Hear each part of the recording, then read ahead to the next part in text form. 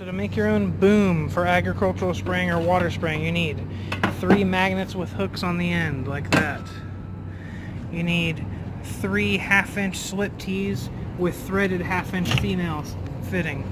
You need 2 1/2-inch nipples, and you need a 1/2-inch male by 3/4 garden hose thread female to go into one of these tees. You need 4 nozzles, which go into 1/2-inch male, which would be this nipple here. And then you need 1/2-inch PVC and a wife cutting for you. Also, you need goop and 2 90-degree slip elbows with a thread end right here. And that's it.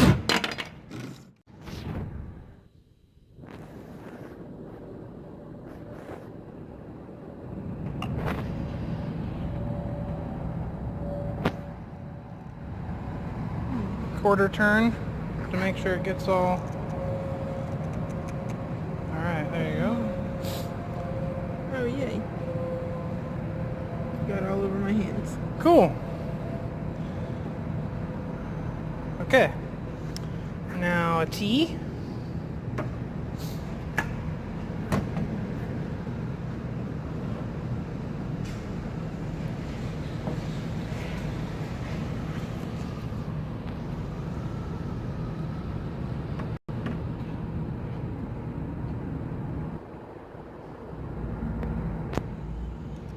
Smells amazing.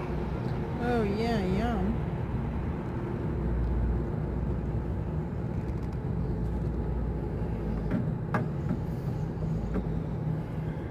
That's the one that goes back to the water hose, right? Yep. And then I'm having a hard time turning. Yikes. I think that already solidified it in there. No way. Do you like this glue? No. What's the working time you have? Like hours, right? Half a second? Half a second before it seizes? Something like that. Okay. I just put it in and I cannot turn it anymore. That quick. Yeah, this stuff, I recommend you have everything planned ahead, because we already messed up. See the angle of that thing? That was like 4 seconds of us waiting and discussing. 4 seconds. I don't think it was even 4 seconds because I was trying to fix it when I saw it. I want it normal. What's up? Noise. Yeah, that motorcycle's very loud. I couldn't hear myself think.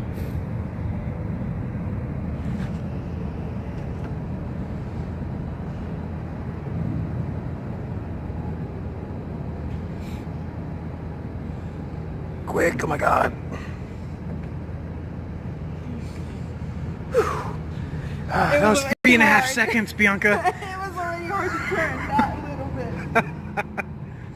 Okay. 1, 2, 3, 4, 5, done.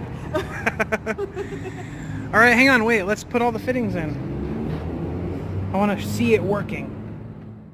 Okay, so the nipple goes into the threaded part of the tee like this.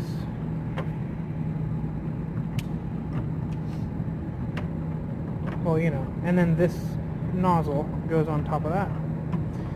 Just like this here. Only the middle ones, which have the threaded tees, actually need that. Because we're able to find the elbows with thread already on them, we don't actually need any other adapter. So this is basically the boom. Right here's where the hose comes in from the pump and the water tank. And then it will pressurize the entire length of it, and we'll have 4 spray nozzles. Alright, so we got one of these magnets here with the hook. We're now going to install the magnet through the hook. So what you do is you take this, and it's threaded, and so we just unscrew it, and then we're going to put the threaded part through this and then re-screw it back into the base, and you get something that looks like this. Then we attach the J-clip to the actual boom right here, and we're going to use 3 of them. Then the magnet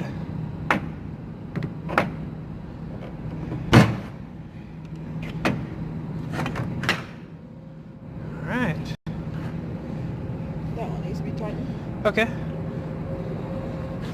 Now just one last one here in the center, and then that'll be that. And then we'll be able to use this boom either on the tractor or on the bed of the truck with a full IBC tote of water in the back, cutting down the dust of construction, and also, for my tractor anyways, being able to spray water, irrigating the field, and fertilizer as well. So there we go. Here's the last J-hook. And then all we need to do is get home, hook up the hose with the pump, and give it a test run. I'm sure it's going to work amazingly. Okay, so slight problem with this here is when I put any force at all on this, it totally pops these magnets up like they're not there at all. These are 9-pound magnets. I thought it would be enough, but it's not. So one slight modification is jacking the price of this thing up is I got 2 welding magnets like this. So I put this here. Now I can barely lift it. It's a very strong magnet.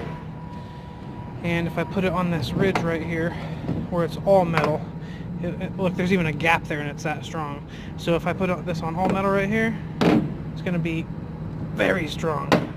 So now that I do that, I'm just going to take this thing. It's kind of cheating, obviously. And do this.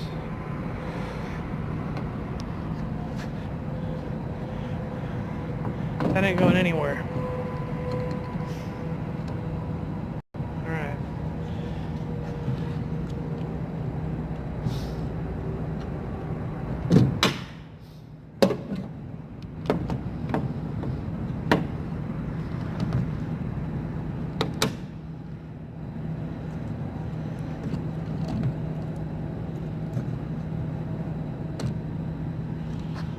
Alright.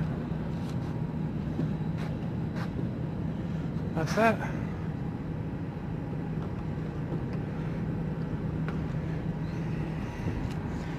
Insta-boom. It's definitely cheaper than a $100 model. Can't wait to use this thing. See the boom attached to the tractor. Here we go.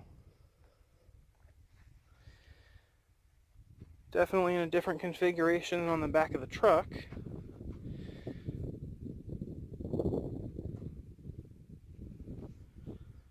But it fits perfectly. It may be a little favored to the left side a little bit, but I can just slide it over a little bit and it's good to go. I've got these 2 super magnets here holding this in the center. Honestly, with the tractor, on the box scraper blade, I got these 2 holes right here.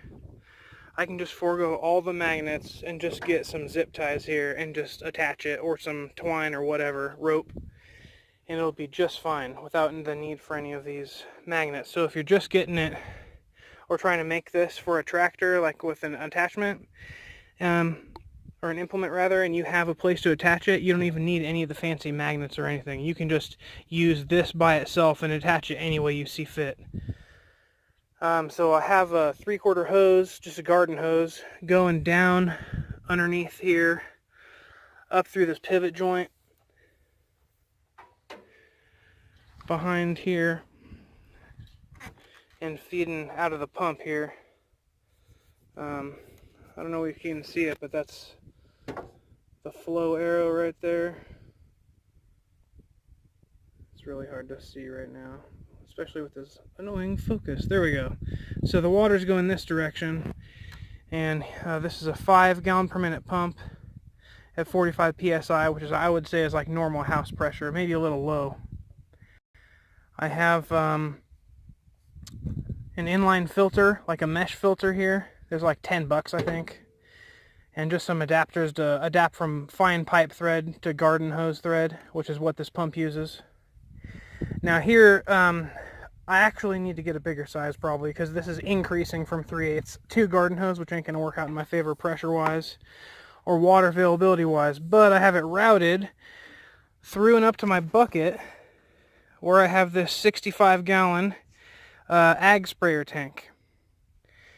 And then the water line just comes out the bottom, and so the pump can draw up to 65 gallons from the water source here in the front.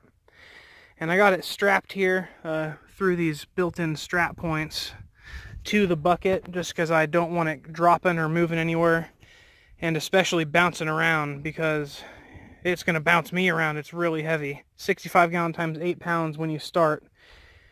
And that's about it. You can really hook it up to whatever size water tank you wanted. Like I said, when I have it in the back of my truck, I'm going to be hooking up to a 300 gallon tank and just using a pump and a battery. So this... Well, it's definitely not as good as I'd hope with this tiny hose. I need to get a bigger hose. This is tiny. I can go 3/4 straight from here all the way to the pump. I gotta do it. This tiny thing, it's 3/8, is way too small. I'm gonna gotta go to the hardware store. So all the stuff I got at the hardware store I had to uninstall. Why? Because I didn't have any clearance and that hose was kinked, and the hose ended up being 1/2 inch diameter hose instead of 3/4. Yeah, it was a big failure. Don't really buy stuff at 11 o'clock at night after a whole day expecting it all to work, alright? So I got a 90 3/4 coming off of fine thread. Then I have an adapter to go to garden hose thread. This is a for sure 3/4 garden hose. It goes to the pump like normal, and check out how much pressure we got. Oh yeah, that is plenty of pressure. I am really excited about this. Now I get to go and spray the road more, and then compact the driveway. And this is all in preparation for the delivery of Sandra's cabin so the truck doesn't get stuck. Alright. This boom works great. I'll have to get a cost for that sometime in the future. But man, it was a lot of fun doing it myself. Learned a lot about pipes and stuff. Now I'm going to come back and probably goop these threads so there's no leaking points right here, just to make sure all my water gets turned into pressure, which will then basically penetrate into the ground for compaction.